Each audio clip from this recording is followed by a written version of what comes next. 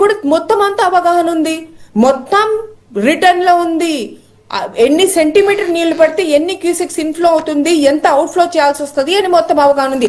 అది కాకుండా అందులో ఎన్ని ఎంక్రోచ్మెంట్స్ ఉన్నాయి, దాని హోల్డింగ్ కెపాసిటీ ఎంత, రిజర్వాయర్ ది ఎంత విడుదల చేయాల్సి వస్తుంది, మొత్తం క్లియర్ ఉన్నాయి. దాంట్లో ఉన్న ఎంక్రోచ్మెంట్స్ ఒఫిషియల్ గా ఎన్ని ఉన్నాయి, రికగ్నైజ్ చేసినవి, తీయనివి, అన్రికగ్నైజ్డ్ గా ఇంకెన్ని ఉన్నాయి, అంత మన అవగాహనలో ఉందే.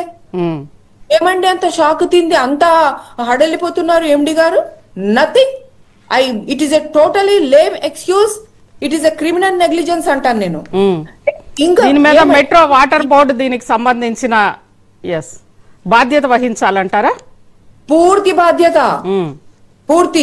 అండ్ ఇంకా అది కాకుండా ఇప్పుడు ఈ 2 జలాశయాలేమో మధ్యలో ఒక ఉత్తర్వులు జారీ చేసి హైడ్రాకి పెట్టారు, ఈ 2 రిజర్వాయర్లు తీసుకెళ్లి.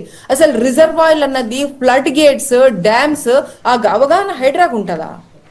వాటర్ బోర్డ్ లో ఉన్న ఇంజనీర్స్, డైరెక్టర్స్, టెక్నికల్ డైరెక్టర్స్ వాళ్ళకు ఉంటుందా?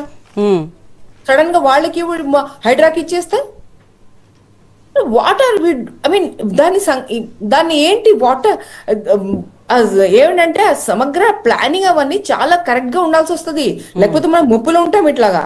అయితే ఇప్పుడు ఈ పాయింట్ ఏంటంటే చూడండి, ఇది మాక్సిమం ఫ్లడ్ ఎఫ్టిఎల్ అన్నది ఒకటి ఉంటుంది, దానికి ఒక కెపాసిటీ అంటూ ఉంటది. అట్లాగే హై ఫ్లడ్ లెవెల్ అంటే మాక్సిమం వాటర్ లెవెల్ ఉంటది, దానికి ఇంకో కెపాసిటీ ఉంటది. మధ్యలో ఉన్నది ఏంటి, ఫ్లడ్ మోడరేటింగ్ కెపాసిటీ. ఇప్పుడు వీళ్ళు దాస్తున్నది ఏంటి, వీళ్ళు అసలు ఇన్ఫర్మేషన్ దాస్తున్నారు, ఏమి జలాశయాలు నిండలే. ఒఫీషియల్ ఫిగర్ ప్రకారం తీసుకుంటే జలాశయాలు నిండకుండానే ఓపెన్ చేసిండ్రని నేను ఆన్ రికార్డ్ చెప్తున్నా, గత 10 ఏళ్లుగా చెప్తున్నా, ఇప్పుడు కొత్తగా ఏం చెప్పట్లే.